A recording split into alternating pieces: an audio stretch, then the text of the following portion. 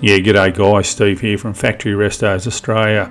Just to show we're not all work and no play, we've jumped in the Hilux and took it away for a long weekend. We had a pretty good outlook for some nice fine weather over a few days. So we headed to the east coast of Victoria, down to Cape Conran and Marlow in that area. Had an absolute ball. Good to get out camping and fishing and kayaking, all the things we like to do in our four-wheel drives.